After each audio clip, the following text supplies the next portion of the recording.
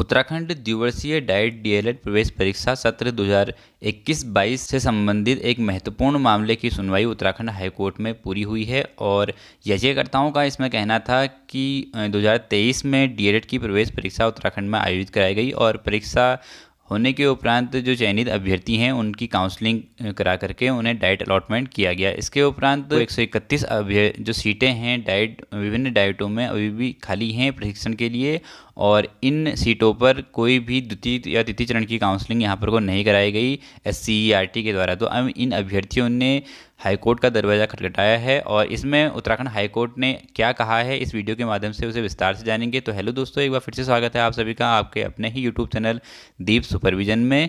अगर अभी तक आपने हमारे चैनल को सब्सक्राइब नहीं किया है तो चैनल को भी सब्सक्राइब कर लीजिएगा। तो आइए वीडियो शुरू करते हैं। डीएलएड प्रवेश के लिए विधिनुसार प्रत्यावेदन पर निर्णय लेने के यहाँ पर को निर्देश दिए गए हैं और ये निर्देश दिए गए हैं उत्तराखंड हाईकोर्ट के द्वारा। नैनीताल से पूरी खबर है। हाईकोर्ट ने द्विवर्षीय डीएलएड में प्रवेश देने से संबंध में काउंसलिंग व द्वितीय वेटिंग लिस्ट जारी करने की मांग पर याचियों के प्रत्यावेदन पर 4 सप्ताह के भीतर विधिनुसार निर्णय लेने के निर्देश आपको दिए हैं। याचिका दायर करने वालों को अपने प्रत्यावेदन 2 सप्ताह के भीतर directed state counselling of education research and training SCERT को देने होंगे। तो यहाँ पर को उत्तराखंड हाईकोर्ट ने अपने आदेश में क्या कहा है उसको भी हम जो कोर्ट ऑर्डर की कॉपी है उसको भी देख लेते हैं। तो ये पूरी वो कोर्ट ऑर्डर की कॉपी है और नैनीताल के उत्तराखंड जो माननीय उच्च न्यायालय है उसकी ये कॉपी है। रीड याचिका संख्या ये है इसकी और यहाँ पर को जो नरेंद्र सिंह व अन्य के द्वारा ये रीड याचिका लगाई गई है। और यहाँ पर को देखिए जो हॉनरेबल रविंद्र मैथानी जी हैं उनकी ये कोर्ट में मामला चला था। तो याचिकाकर्ताओं का जो मामला है ये वर्ष 2021-22 के लिए 2 वर्षीय डीएलएड प्रशिक्षण कार्यक्रम के लिए याचिकाकर्ताओं ने आवेदन यहाँ पर को किया था। उनके नाम चयन सूची में प्रवेश के लिए अनुशंसित नहीं किए गए। याचिकाकर्ताओं का मामला है कि डीएलएड प्रशिक्षण कार्यक्रम की सभी सीटें प्रतिवादी संख्या 2 जिसमें निदेशक राज्य शैक्षिक अनुसंधान एवं प्रशिक्षण परिषद SCERT द्वारा भरी जानी थी। यानी कि जो सीटें हैं 650 सीटें हैं उत्तराखंड में डाइट विभिन्न डाइटों में जो टोटल सीटें होती हैं, क्योंकि एक डाइट में 50 सीटें होती हैं तो 13 डाइटों में 650 सीटें होती हैं। तो ये 100% यहाँ पर भरी जानी थी। प्रतिवादी संख्या 2 ने 16 और 18 जनवरी 2024 को 2 काउंसलिंग के बाद 190 जो उम्मीदवारों की प्रतीक्षा सूची में से उम्मीदवारों को काउंसलिंग के लिए आमंत्रित किया और उसके बाद 91 उम्मीदवारों का यहाँ पर को चयन किया गया। 190 उम्मीदवारों का यहाँ पर को प्रतीक्षा सूची के दौरान जो फर्स्ट काउंसलिंग हुई थी, फर्स्ट वेटिंग लिस्ट जो जारी की गई थी 190 लोगों की जारी की गई थी और ये 16 से 18 जनवरी 2024 का मामला है। पिछले साल का ये मामला है और ये पिछले बैच का ही ये भी मामला है, इस बैच का ये मामला नहीं है। तो 190 उम्मीदवारों में से केवल 91 उम्मीदवारों का यहाँ पर को चयन किया गया और लेकिन आगे की प्रतीक्षा सूची जारी करने जो यहाँ पर को नहीं की गई। अब ये भी कहा गया है कि जो इसके बाद जो 190 में से 91 उम्मीदवार चयन कर लिए गए लेकिन इसके आगे प्रतीक्षा सूची जारी नहीं की गई। कई सीटें खाली छोड़ दी गई। यहाँ पर को याचिकाकर्ताओं का मामला है कि सीटें खाली नहीं रखी जा सकती हैं। डीएलएड प्रशिक्षण कार्यक्रम की खाली सीटों को भरने के लिए प्रतीक्षा सूची जारी करते हुए प्रतिवादियों को काउंसलिंग आयोजित करने का निर्देश देने की मांग करते हुए तत्काल याचिका दायर की गई है। यानी कि जो 2023 में जो प्रवेश परीक्षा हुई थी उसमें जो चयनित जो कैंडिडेट हैं जो अभी एक बैच डाइट में प्रशिक्षण अपना ले रहा है तो उन्हीं से संबंधित ये पूरा मामला है। और उनकी जो वेटिंग लिस्ट है, एक वेटिंग लिस्ट जो निकाली गई थी जिसमें 190 उम्मीदवार यहाँ पर को चयन किए गए थे, लेकिन जो लास्ट फाइनल सिलेक्शन हुआ यहाँ पर को वो 91 उम्मीदवारों का हुआ और उसके बाद जो बची हुई सीटें थी तो उन सीटों पर यहाँ पर को फिर से काउंसलिंग नहीं कराई गई। तो उनका जो याचिकाकर्ता है उनका कहना है कि इसमें दोबारा से काउंसलिंग यहाँ पर को करानी चाहिए SCERT के द्वारा और ये उनका हक है। आगे इसमें कहा गया है कि जो पक्षों के विद्वान अधिवक्ताओं को सुना गया और साक्ष्यों का अवलोकन यहाँ पर को किया गया, इसके लिए अभिलेख भी यहाँ पर को रखे गए हैं। आगे यहाँ कहा गया है कि याचिकाकर्ताओं के विद्वान अधिवक्ता ने प्रस्तुत किया कि डीएलएड प्रशिक्षण कार्यक्रम के लिए सभी जो सीटें हैं सरकारी आदेश के अनुसार भरी जानी आवश्यक हैं। जो याचिकाकर्ता हैं उनके वकील ने कहा कि जो डीएलएड प्रशिक्षण कार्यक्रम है उसमें सभी सीटें यहाँ पर को भरी जानी चाहिए, इसमें सरकारी आदेश है। लेकिन प्रतिवादियों ने वर्ष 2021 के लिए 16 और 18 जनवरी 2024 को प्रारंभिक काउंसलिंग के बाद सभी सीटें नहीं भरी।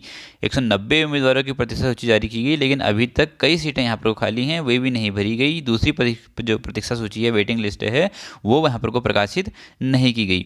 विद्वान राज्य के अधिवक्ता ने 2 काउंसलिंग के बाद 30/1/2024 से पाठ्यक्रम शुरू हुआ है। अब जो विद्वान अधिवक्ता हैं, जो राज्य के जो वकील हैं, स्टेट के जो SCERT के जो वकील होंगे, उन्होंने भी अपनी यहाँ पर को बात रखी है। उन्होंने क्या कहा है कि जो पाठ्यक्रम यहाँ पर को शुरू हो चुका है 30/1/2000 यहाँ पर को 24 से।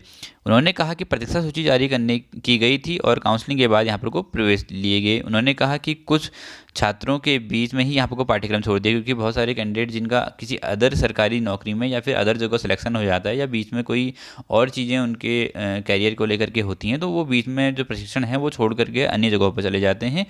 इसलिए यहाँ पर को अन्य रिक्तियाँ भी हैं। तो इन जो रिक्तियाँ हैं तो वो इसी प्रकार की रिक्तियाँ हैं जिसमें जो अभ्यर्थी हैं वो बीच में से ही पाठ्यक्रम छोड़ के चले गए हैं। उन्होंने कहा कि अब 3 सेमेस्टर पहले ही समाप्त हो चुके हैं, क्योंकि जो अभ्यर्थी अभी कर रहे हैं उनका तीसरा सेमेस्टर यहाँ पर को लगभग चल रहा है और जून में यहाँ पर वो तीसरा सेमेस्टर उनका कंप्लीट हो जाएगा। यदि कोई प्रवेश दिया जाना है और कोई प्रतीक्षा सूची जारी की जानी है तो इसे चौथे सेमेस्टर से प्रभावी किया जा सकता है, यानी कि चौथे सेमेस्टर से ही उसको प्रभावी किया जा सकता है।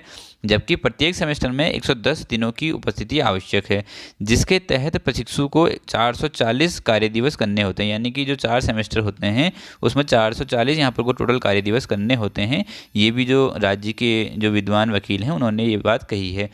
एक उम्मीदवार के लिए 440 दिन का प्रशिक्षण लेना संभव नहीं है, इसलिए यह प्रस्तुत किया जाता है कि रीट याचिकाओं का कोई सार नहीं। यानी कि अब इनका जो जो जो कैंडिडेट यहाँ पर को कर रहे थे DLED, उनके 3 सेमेस्टर वहाँ पर को उनका 3 सेमेस्टर कंप्लीट हो चुके हैं और 3 सेमेस्टर अभी तीसरा सेमेस्टर चल रहा है, चौथा सेमेस्टर इसके बाद स्टार्ट होगा। तो चौथे सेमेस्टर में अगर इनको एडमिशन दिया जाता है तो एक ही सेमेस्टर में 440 दिन यहाँ पर को कंप्लीट नहीं किए जा सकते, क्योंकि नियम ये है कि पर सेमेस्टर यहाँ पर को आपको 110 दिन के कार्य दिवस यहाँ पर को पूर्ण करने होते हैं DLED में।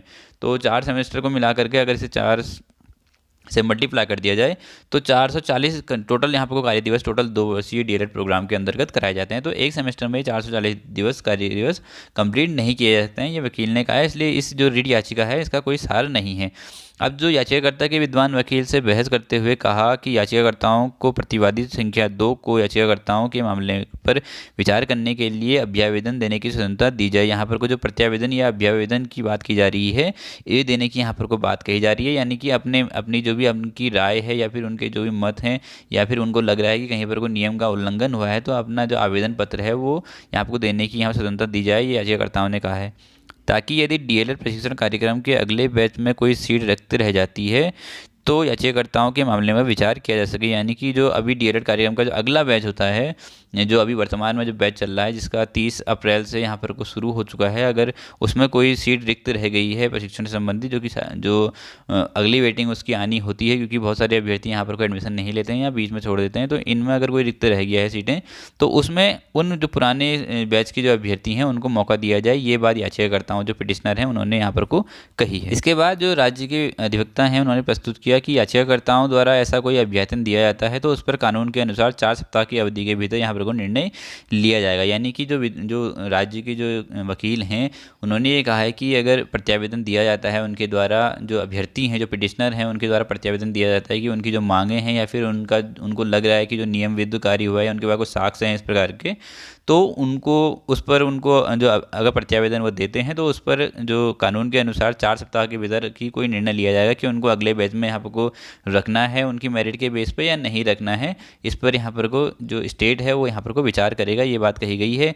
याचिका का निपटारा इस छूट के साथ किया जाता है कि याचिकाकर्ता 1 सप्ताह के भीतर प्रतिवादी संख्या 2 का मतलब यहाँ पर को रिस्पोंडेंट से होता है, जो स्टेट है यहाँ पर को SCERT है, के समक्ष अभ्यावेदन प्रस्तुत करें। यानी कि याचिकाकर्ता जो हैं वो जो SCERT हैं वहाँ पर को अपना प्रत्यावेदन प्रस्तुत करेंगे कि जो भी उनकी मांगे हैं या फिर जो भी नियम विरुद्ध यहाँ पर काम हो रखे हैं उसके लिए उनके साक्ष्य हैं और उनको यहाँ पर को दिया जाना चाहिए। उसके अकॉर्डिंग फिर जो SCERT है, अगर उनका कोई लॉ ऐसा है, नियम है कि अगले बैच में वो करा सकते हैं तो वहाँ पर को उनका करा देंगे। ये बात यहाँ पर कही गई है, उस पर नियम अनुसार यहाँ पर कार्य होगा, करा देंगे मैं नहीं कह सकता हूँ, लेकिन जो SCERT है अगर कोई लॉ है तो उसके अनुसार वो काम करेगा। साथ ही प्रतिवादी संख्या 2 को यह निर्देश दिया जाता है कि वह 4 सप्ताह के भीतर कानून के अनुसार अभ्यावेदन पर यहाँ पर को निर्णय लिया। जो याचिकाकर्ता जो प्रत्यावेदन देंगे या अभ्यावेदन देंगे उस पर 4 सप्ताह के भीतर यहाँ पर को जो स्टेट है वो यहाँ पर को निर्णय लेगा। ये बात कही है जो हाईकोर्ट के जज हैं रविंद्र मैथानी जी ने, उनकी ये बेंच में मामला था और 8/5/2025 को इसकी यहाँ पर को सुनवाई हुई है इस पूरे मामले की। तो यहाँ पर को ये मामला फिर से फंसा हुआ है। अब इसका देखिए यहाँ पर को कुछ प्रॉब्लम्स जो होगी वो नए अभ्यर्थियों को भी आ सकती है, क्योंकि एक बैच में 650 से ज़्यादा कैंडिडेट नहीं हो सकते हैं। और जो वेटिंग वाले जो अभ्यर्थी हैं, जो अभी इस जो नया बैच आ रहा है जिनका 30 अप्रैल 2025 से जो शुरू हो चुका है बैच, तो उनके लिए थोड़ी प्रॉब्लम यहाँ पर को हो सकती है, क्योंकि अगर पुरानी वेटिंग लिस्ट को जो पुराने कैंडिडेट हैं उनको इस बैच में अगर इंक्लूड करते हैं, उनकी वेटिंग को इस बैच में इंक्लूड करते हैं, तो जो संख्या है वो ज़्यादा बढ़ जाएगी। और अगर नहीं करते हैं तो वे अभ्यर्थी कोर्ट का ऑर्डर फिर से खटखटाएंगे, कोर्ट का दरवाज़ा खटखटाएंगे। तो अब ये जो नए जो वेटिंग वाले कैंडिडेट जो वेट कर रहे होंगे इस बैच में, जिन्होंने इस साल जो 2024 में यहाँ पर को प्रवेश परीक्षा दी और उसके उपरांत अब उनका फर्स्ट लिस्ट में चयन नहीं हो पाया लेकिन वेटिंग लिस्ट का इंतजार कर रहे होंगे, तो उन अभ्यर्थियों को यहाँ पर को कुछ प्रॉब्लम्स हो सकती हैं। हो सकता है 4 सप्ताह के भीतर ही दूसरी वेटिंग लिस्ट देखने को मिले, थोड़ा वेट इंतजार उनको करना यहाँ पर को पड़ सकता है। तो यही है ये पूरा मामला। और यहाँ पर न्यूज़ में भी ये चीज़ें आई हैं, उसको भी देख लेते हैं। तो यहाँ पर जो पिथौरागढ़ निवासी हैं नरेंद्र सिंह, सचिन कुमार हरिद्वार निवासी, अनुज कुमार सत्यम बागेश्वर निवासी, दीपक सिंह और उत्तरकाशी निवासी अंकित राणा ने यहाँ पर हाईकोर्ट में दायर किए हैं। इनका कहना है कि 2020-21 में द्विवर्षीय DLED प्रशिक्षण में प्रवेश के लिए SCERT के विज्ञापन जारी किया गया था और यहाँ पर को 20 मई 2023 को ये यहाँ की प्रवेश परीक्षा यहाँ पर को की गई थी रामनगर बोर्ड ने। और याचिकाकर्ताओं की ओर से कहा गया कि लिखित परीक्षा के उसमें उनके जो नंबर हैं वो अच्छे थे, उनका वेटिंग लिस्ट में नाम आ सकता था, लेकिन यहाँ पर कोई वेटिंग लिस्ट यहाँ पर जारी नहीं करी गई। सरकार ने काउंसलिंग के लिए दूसरी वेटिंग लिस्ट जारी नहीं की। यदि द्वितीय वेटिंग लिस्ट जो है जारी की जाती तो याचिकाकर्ताओं का नाम आ जाता। याचिकाकर्ताओं की ओर से कहा गया है कि जियो के तहत 13 जिलों के डाइट पर सभी 650 सीटें यहाँ पर भरी जानी चाहिए थी, लेकिन 131 सीटें यहाँ पर को उनके पास सीटों की संख्या भी है, देखिए 131 सीटें यहाँ पर को अकारण ही रिक्त रखी गई थी, जिसके लिए यहाँ पर को काउंसलिंग भी नहीं कराई गई। अब ये बात है कि 131 सीटों पर यहाँ पर को क्या पुराने बैच के जो अभ्यर्थी हैं, पुरानी वेटिंग है जिन्होंने 2023 में एंट्रेंस एग्जाम दिया था और उसके बाद एक एंट्रेंस एग्जाम 2024 में ऑलरेडी हो गया है, जिसमें भी बैच स्टार्ट हो चुका है और इनकी वेटिंग यहाँ पर 2024 वाले यहाँ पर को अपनी वेटिंग का इंतजार कर रहे होंगे, लेकिन अब 2023 वालों ने ही अपनी वेटिंग की वहाँ पर बात कर दी गई है। तो अब यहाँ पर को 131 सीटें पुराने बैच में खाली थी, तो क्या उनको नए बैच के साथ समाहित किया जाएगा? अगर उनको नए बैच के साथ समाहित किया जाता है इतनी सीटों में, तो फिर जो इस साल की जो वेटिंग लिस्ट है उनका क्या होगा, ये भी एक देखने वाली बात होगी। तो इसमें SCERT क्या निर्णय लेती है फर्दर, वो अब SCERT ही जाने, उनका जो लॉ डिपार्टमेंट है उसमें क्या बात कहता है और क्या उनका जियो है, क्या वो चीज़ें, क्या वो निर्णय अपनाते हैं, ये अब देखने वाली बात यहाँ पर को होगी। फिलहाल यही एक खबर थी और जो उत्तराखंड हाई कोर्ट है उसमें उन्होंने अपना निर्णय यहाँ पर को दे दिया है कि जो SCERT है वो यहाँ पर को 4 सप्ताह के भीतर जो प्रत्यावेदन होंगे याचिकाकर्ताओं के उस पर जो नियमानुसार कार्रवाई यहाँ पर को करे। तो यही थी ये पूरी वीडियो आपको अच्छी लगी तो वीडियो को लाइक कर दीजिएगा, चैनल को सब्सक्राइब कर दीजिएगा, अपने दोस्तों को भी शेयर कर दीजिएगा जिससे कि इसी तरह की इन्फॉर्मेटिव न्यूज़ सबसे पहले आप तक पहुंच सके। तो आज की वीडियो में बस इतना ही, धन्यवाद।